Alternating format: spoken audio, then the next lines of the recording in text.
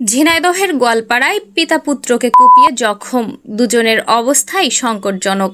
সুলতানাল এনামের তথ্যচিত্রে দেখুন বিস্তারিত।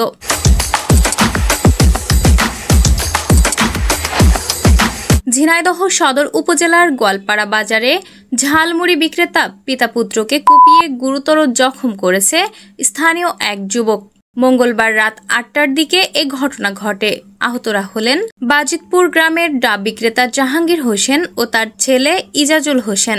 স্থানীয়রা জানান, জাহাঙ্গীর ও তার ছেলে রাতে ঝালমুড়ি বিক্রি শেষে বাড়ি ফেরার প্রস্তুতি নিচ্ছিলেন। এ সময় গোয়ালপাড়ার আব্দুর রহিমের ছেলে শিমুল তাদের ভ্যানে করে অন্যত্র যেতে বলেন। জাহাঙ্গীর রাজি না হলে শিমুল ক্ষিপ্ত হয়ে ধারালো দা দিয়ে পিতা পুত্রের ওপর হামলা চালায়। এতে তারা গুরুতর আহত হন। পরে স্থানীয়রা তাদের উদ্ধার করে ঝিনাইদহ সদর হাসপাতালে ভর্তি করেন। চিকিৎসকরা জানিয়েছেন, আহত দুজনের অবস্থাই আশঙ্কাজনক। ঘটনার খবর পেয়ে ঝিনাইদহ সদর থানা পুলিশ ঘটনাস্থল পরিদর্শন করে। এ বিষয়ে থানার অফিসার ইনচার্জ আব্দুল্লাহ আল মামুন জানান, ঘটনার খবর পাওয়ার সঙ্গে সঙ্গে পুলিশ পাঠানো হয়েছে। হামলাকারীকে গ্রেফতারের জন্য অভিযান চলছে। এই ঘটনার পর এলাকায় উত্তেজনা বিরাজ করছে, তবে পরিস্থিতি নিয়ন্ত্রণে রয়েছে বলে জানিয়েছে পুলিশ। কি কারণে হয়েছে? কে কোপাইছে আমি জানি না। মাথার তোলে ঘাড়ে ব্যথা লাগছে।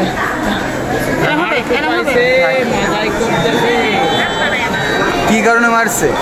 আমার আব্বু ভ্যান চালায়। হ্যাঁ, আব্বুর পাশে যাবা কোনো যে ভাড়া মারতে। আব্বু কইছে আমি এখন যাব না। তো কইছে কে যাবি না কে?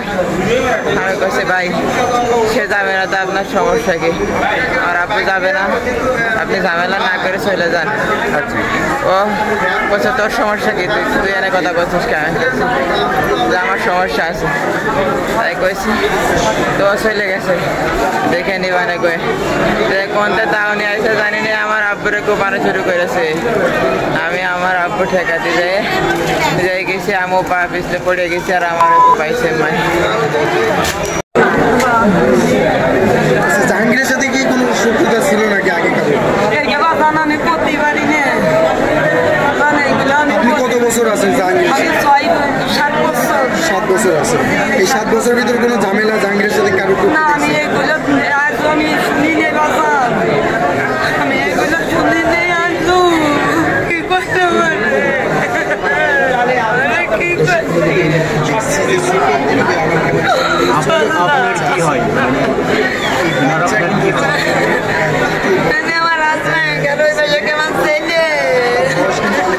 আপনার বাচ্চার বয়স কত হবে? আমার বোনের বয়স 5 বছর চলতেছে। 5 বছর আমরা পুরি নেই, জানুয়ারিতে 5 বছর পূর্বে। শিমুলের সাথে কি কোনো পূর্ব শত্রুতা ছিল কিনা? অবস্থান আমি তা করতে পারি না। আমার মনে গেছে শত্রুতাই আছে কিনা। আমার বোনেরা তো সেরেন না। শিমুলকে কি ছেলে না?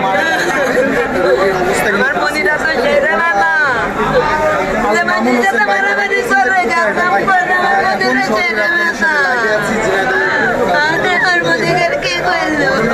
কি হয়েছিল? জাহাঙ্গীর আপনার কি হয়? জাহাঙ্গীর আমার বাবার বড় ভাই। আচ্ছা, আপনার নাম? মোহাম্মদ ইকবাল। আচ্ছা, জাহাঙ্গীর কি করে? জাহাঙ্গীর গাড়ি চালায়, ওই অটো ভ্যান। আচ্ছা, কি হয়েছে জাহাঙ্গীরের সাথে? বলছিল ভাড়াই যেতে হবে। ও বলছে বাকিটি বাঁচাতে হবে, নামাজ পড়ে আমি যাবো না।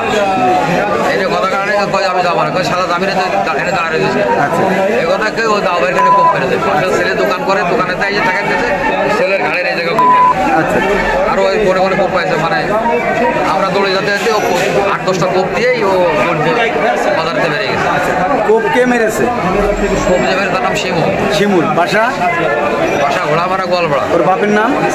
আব্দুর রহিম। আপনার তো একদেরকে চেনেন তো? হ্যাঁ, চিনি। আপনার ভাইয়ের সাথে কি পূর্ব কোনো শত্রুতা ছিল? না, কোনো শত্রুতা ছিল না। ঘটনাটা এরকম, ঠিক মাগরিবের আগ দিয়ে ওই শিমুল এসে বলছে যে তোর ভ্যানে যাবি? জাহাঙ্গীর বলছে যে না, এখন নামাজের আজান হয়ে গেছে, নামাজ পড়ে এখন যাবো। এই তুই ভ্যান রাস্তায় উঠেছিস, কেউ তুই ভ্যানে যাবে না বলে কোপ শুরু করে দিয়েছে জাহাঙ্গীরকে। তারপরে ওর ছেলে ওটা বাঁচাতে গিয়েছে, ছেলেকেও আক্রমণ করেছে। এভাবে প্রায় শুনি যে এই রহিম তার ছেলে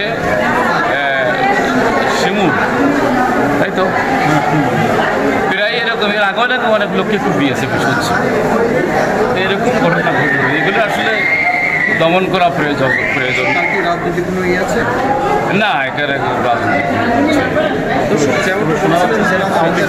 সে আওয়ামী লীগ করত শোনা যাচ্ছে ওই শিমুল আওয়ামী লীগ করত এবং আগেও এই ঘটনা ঘটিয়েছে এখন এরকম ঘটিয়েছে কিছু মনে করেন না তার কি অস্ত্র থাকে এই জায়গায় ভ্যান ছিল তা সে ভ্যান নিয়ে আর কি তক্কাতক্কি হচ্ছিল যে ভাড়াই যাবে নাকি সে আবার কইছে আমি এখন ভাড়াই যাব না তাই বলি সে তক্কাতক্কি করতে করতে সেই সেমরা আবার করছে যে তোমার কথা কিন্তু ভালো হচ্ছে না ভালো করে কথা কও তাই বলি সে বলছে ভালো হচ্ছে না কি ভালো হচ্ছে না তাই হেনতে সে আবার যায় দোকানদার যায় তার ভাবে সেনে যায় করছে সে ভাড়াই যাবে না তো আপনার কি তাই কইছে তোর সমস্যা কি তাই গলি কছে সে আমার বাপ হয়তো আমি ই করবো না তাই গলি সে করছে এনে দাঁড়াই থাকে এনে দাঁড়াই থাক তাই কতি চলে গেল চলে যাওয়ার পরে ওই ফুলের দোকানের সামনে আর কি যে ভ্যান নিয়ে দাঁড়াইলো ওই ভ্যান আলা তার বাপ তারপরে ভ্যানের দোকান ওখানে দাঁড়ালি ওই যাইতে ওরা এসে মারতেছিল তারপরে সে আবার হেনতে দৌড়াই গেল যে ঠেকাতে গেছিল তার বলে মেরেছে তার এইটুকুই জানি আমি আজ জানি না